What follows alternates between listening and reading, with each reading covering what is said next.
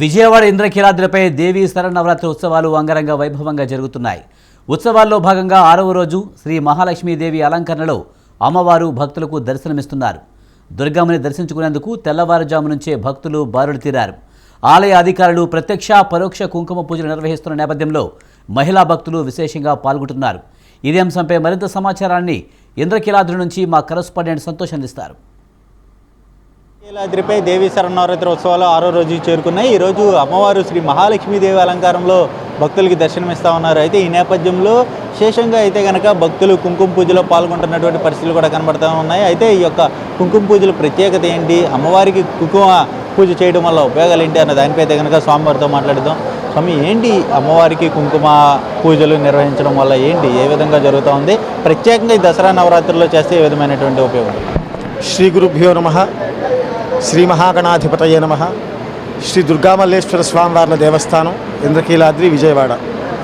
దేవీ శరన్నవరాత్రోత్సవాల్లో భాగంగా ఈ రోజున 6వ రోజు అమ్మవారు కనకదుర్గాదేవి మహాలక్ష్మి అవతారమై ఉన్నారు. ఈ అమ్మవారికి సర్వమంగళ మాంగళ్యే శివే సర్వార్థ సాధికే శరణ్యే త్రయంబకే దేవి నారాయణి నమోస్తుతే.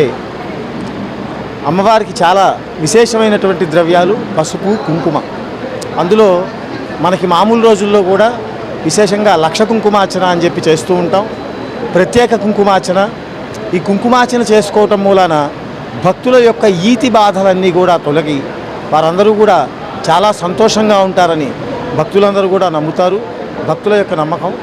అదేవిధంగా అమ్మవారి యొక్క కరుణా కటాక్షాలు భక్తులందరి మీద కూడా ఉండాలని చెప్పేసి ఈ యొక్క కుంకుమార్చన కార్యక్రమం జరుగుతుంది. వృద్ధులు కానీ వికలాంగులు కానీ రాలేని పరిస్థితుల్లో, అంటే ప్రత్యక్షంగా కాకపోతే పరోక్షంగా కూడా ఎలాంటి ఫెసిలిటీస్, ఈ కుంకుమార్చనలో ఎలాంటి ఫెసిలిటీస్ ఉంటాయి?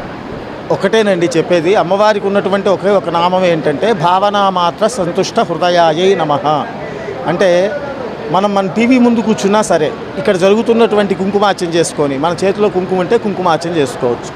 లేని పక్షంలో అమ్మవారిని భావన చేసుకుంటే నేను కుంకుమార్చన చేసుకుంటున్నాను అనేటువంటి భావనతోటి ఇక్కడ పూజ జరిగేంతసేపు కూడా భక్తి శ్రద్ధలతో కూర్చొని ఎవరైతే ఈ యొక్క కుంకుమార్చన చేసినట్టుగా వాళ్ళు భావిస్తారో వాళ్ళకు కూడా ఇలాంటి ఫలితమే కలుగుతుంది. కాబట్టి ఇక్కడికి వచ్చి చేసుకోలేనటువంటి వాళ్ళు ఎటువంటి బాధ కూడా పడకుండా చక్కగా అమ్మవారి అనుగ్రహం పొందాలంటే టీవీ ముందు కూర్చొనైనా కానీ సరే వాళ్ళు అమ్మవారిని ధ్యానం చేసుకుంటే కనుక వాళ్ళకి సకల శుభాలు కూడా కలుగుతాయి.